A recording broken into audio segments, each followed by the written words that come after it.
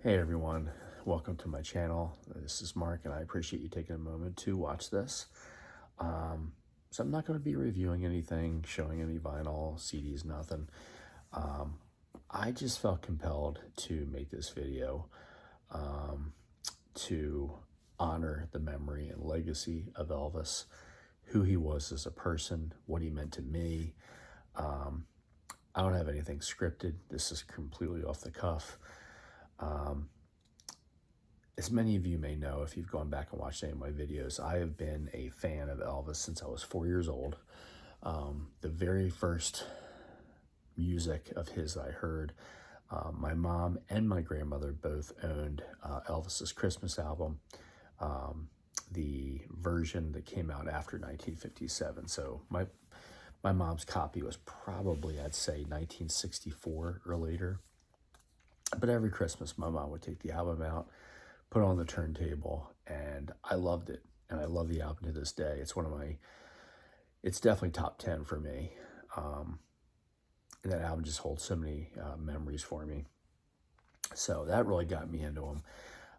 Christmas of 1972, my mom bought me my very first Elvis record. It was Burning Love, with the flip side being It's a Matter of Time on the 45, with him wearing the red suit, which the suit's become known as the Burning Love jumpsuit. And then the following year would have been my birthday of 73. My mom bought me the 45 of Separate Ways and It's a Matter of Time.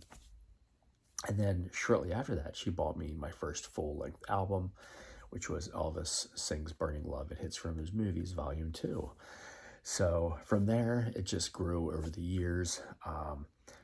But I remember August of 1977 very well. And if you look back at one of my prior videos, I did about maybe a month ago, Sunday, August 14th, I was at home.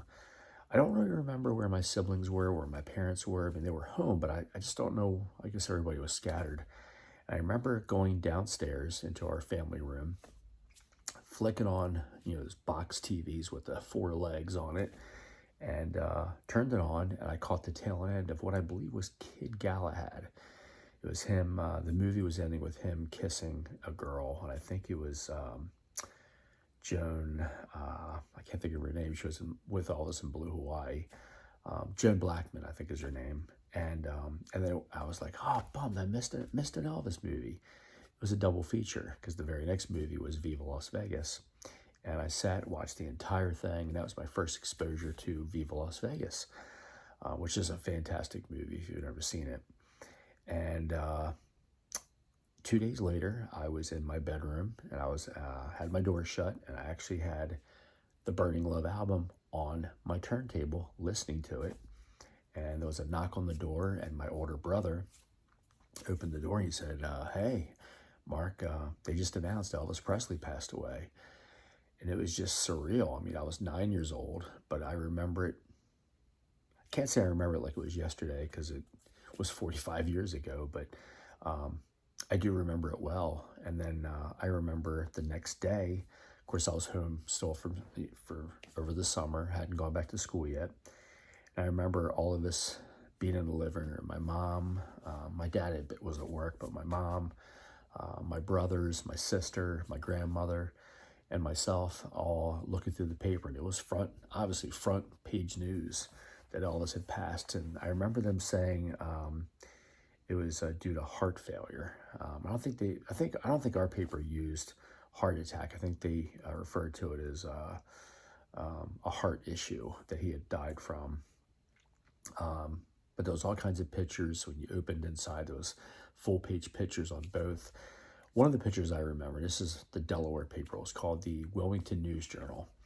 I remember the pictures that I remember was the picture of Tom Parker and Elvis when Elvis signed his RCA contract in 1950, end of 1955, where he's got the pen in his hand, he's got a slight grin on his face, and Colonel Parker has the pipe sticking out of his mouth, and that was one of the pictures. The other 2 pictures that I remember, I can't remember what picture was on the front page for some odd reason, but one of the other pictures was 2 pictures that were from his 1977 tour, towards the very end, I think in June of 77. One was a picture of him standing in front of the crowd, and he was throwing a scarf, and the scarf was in midair, and he had the sundial suit on. And then there was another picture below that where he kind of like had the microphone. He was like doing this with his hands. I don't know what he was doing, but it was also taken in '77. And I remember the days that preceded. It was big news. Back then, you just had the three major networks. You had the UHF channels, but it was on the news. I remember Jimmy Carter made a speech or released a statement on the day of his passing. But I just remember the outpouring, and I remember hearing about the thousands of people, the throngs that were gathered outside the gates of Graceland. When Elvis's body was brought back. Then, of course, the day of the funeral, which I believe was August 18th. But I remember watching the coverage on TV and the hearse carrying Elvis's casket to Graceland, and just the procession. Yeah, I can't say the word. All the cars following. I don't want to say procession, whatever. Following the Elvis's hearse, and I remember a picture. It was a couple days later. I remember a picture specifically of Anne Margaret getting out of the car. And like I said, I had just seen Viva Las Vegas just 4 or 5 days earlier. And I don't know, just seeing that she was there to pay his respects to him. And the people out in the heat, and just the people that were there was just so much immense sadness. And it was all the talk in the world that day. But yeah, I always look back on that, like how surreal that was. Like, here I just watched a movie of him 2 days before his passing, and I was listening to his record the day that I got to knock on the door, and my brother said that, he had passed. So those things resonate with me. And I think him passing made me an even bigger fan, because I wanted to get everything that was available. I remember I saved my allowance to get a special tribute magazine that had come out. And I still have it upstairs. Actually, I don't have the original copy. I found somebody who had some uncirculated copies, and I bought one. It was in mint, spectacular shape. I have it upstairs, stored away. But it said something like, "We remember you, Elvis," and it was the picture of him with the what they call the feather jumpsuit, which was the cover of Elvis's recorded live in Memphis, Tennessee, which I think was a 1976 album.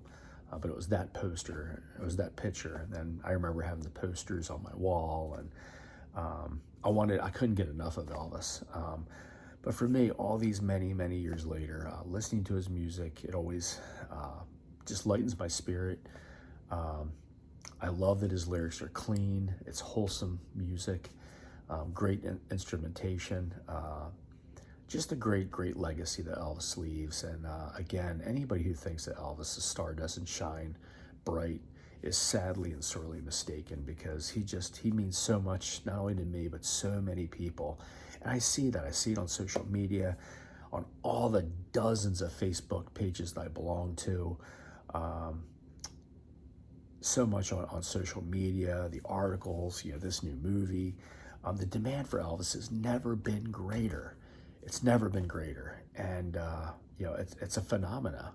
And, you hear about people saying that, people's stars and their shine fade over years, but I haven't seen that with Elvis.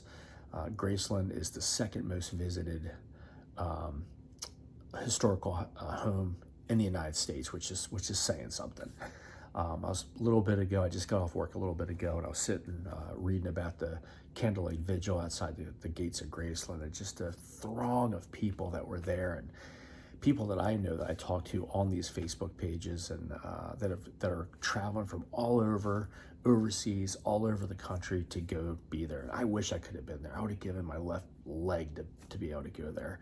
And I've been asked a lot in the last month, Mark, you going to the candlelight vigil? You going to Elvis Week, that week of August? And I couldn't. There's just no way I could get away. But Elvis just means, it's immeasurable, the impact that he and his music have left on my life. And there's just not enough words. And he's been my favorite. He will always be my favorite.